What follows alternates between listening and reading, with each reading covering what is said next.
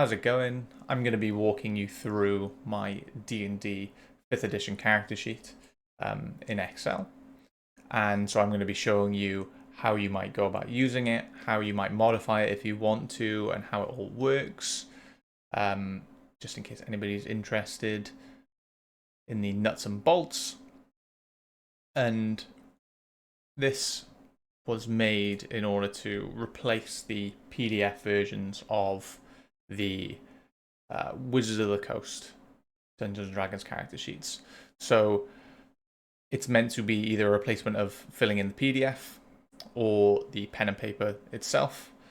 And it's got some calculated fields to make it a little bit easier for you to update it, keep it updated, not miss track of things that might update when you've got like a stat increase and all those sorts of things. So on our first page, we've got stats and proficiencies. This is basically a full recreation of the first page of the PDF version. And we've got things like character name, class, race, and we've got our stats, stat bonuses, proficiency bonuses, skills and saving throw bonuses, initiative, passive perception, all these other bits as well. The bits that have zeros in already or numbers in already are calculated, pre-calculated fields. Besides, I think, death saves. Yeah. And that's just to make it a bit easier, but feel free at any point. They're not locked. You can get rid of the calculations if at any point for things like enchantments or special items, special weapons, special armor might change any of those. Feel free. It's not locked away from you. So we can fill in this as an example. So maybe we've got a character named Thwargar, and he is a barbarian. His level's 1. And he's a dwarf. Maybe he's a sailor as well. And let's make him maybe chaotic good. And I'll play a name. We'll give him some barbarian stats. Maybe 16 strength, maybe 14 dexterity. Good constitution. Maybe he's a bit dim-witted, but wise. And also not very charismatic. So we can see that our attribute bonuses have automatically been put in. And we can see that the saving throws and the skills have been calculated already, as well as our passive perception and our initiative as well. And what we can do in this column is we can tell the sheet whether we are proficient in a particular saving throw or skill. So he's proficient in strength, maybe he's proficient in athletics, and maybe survival and perception. Now, if you're a rogue or a bard or something that can use expertise, where they get double proficiency bonuses, you can also add in 2 instead of 1, and then you get a tick, and that shows that you've got expertise. And if you've got anything above expertise that is magic, and I'm not really sure how it would work, but you can change this to be 3, 4, or whatever you need to be. So it's just a multiple of your proficiency bonus. And we can add maybe our current hit points, 10, which is probably around what a barbarian level 1 would have, and 30 feet of speed. And it already gives you the unit as well. And his armor class would probably be around about... It's wisdom plus dexterity, isn't it? So it would be 13. So we can see we've already got things like this, and then we can add in, maybe he's used as a battle axe, and the attack bonus would be his proficiency plus strength modifier, so maybe plus 5, and this is 1d12 slashing, and it's plus 3 plus our strength bonus. And you can add your personality traits, ideals, bonds, and flaws that you've either worked out yourself or calculated from your player's handbook, from the tables, and you can add in your proficiency. So I know, for example, that you've got martial weapons. All of them are available to the barbarian, but you can add in anything else that you've done in character creation. So moving on to the second sheet, we've got inventory, features, and traits. And we can see that everything from the front page has been pulled over. And we can see that our encumbrance max has been added, and this is calculated from our strength. And we have our equipment, our money, and what we can do here, we know that our Thwargar has a battle axe, He has one of them, and I'm not sure what the unit weight, but it's in the player handbook. Maybe it's 15 pounds.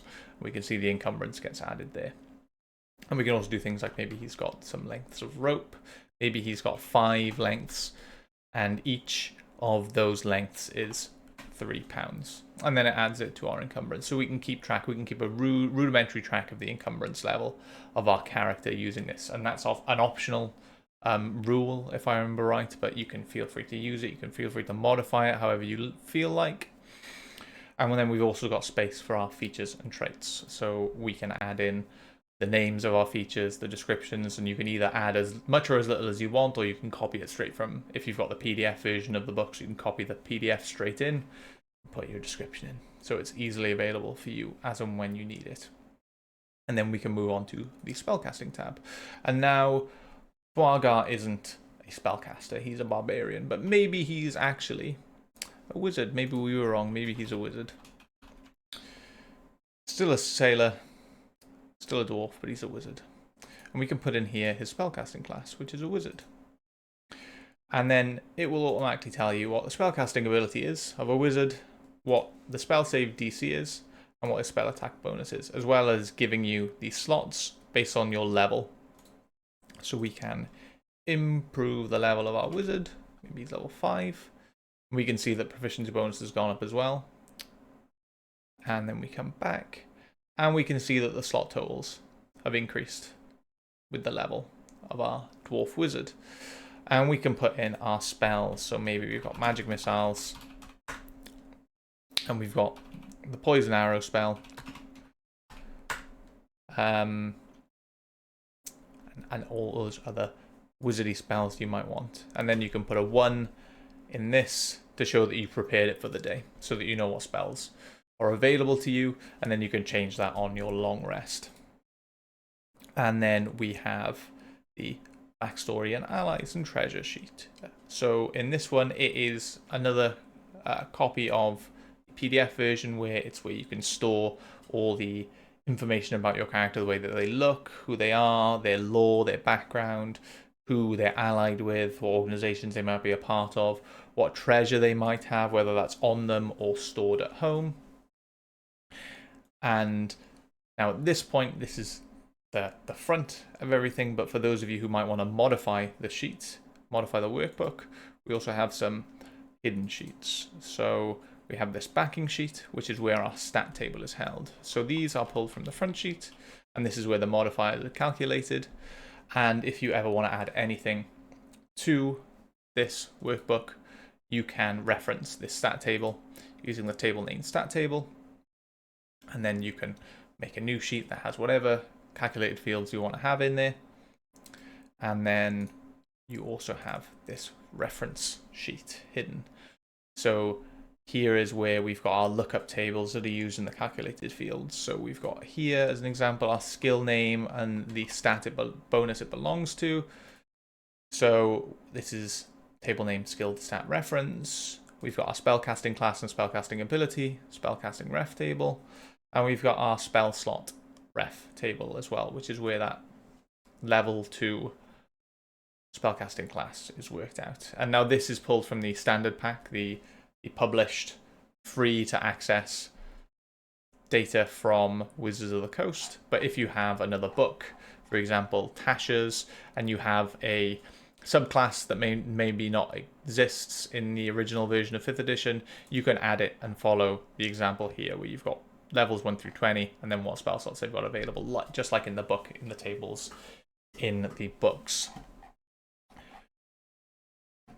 And that is it. That is the sheet, and you can always feel free to change this in whatever way you want to, whether that's changing the way the calculations work, whether that's calculating fields that aren't calculated before, or whether it's maybe changing colors so that you've got it color coded in what way you like to see things color coded.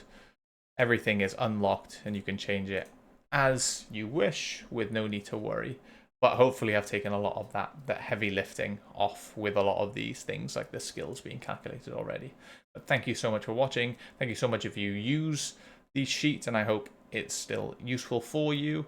And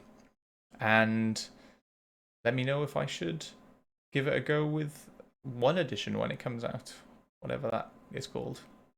Thanks so much for watching. Bye.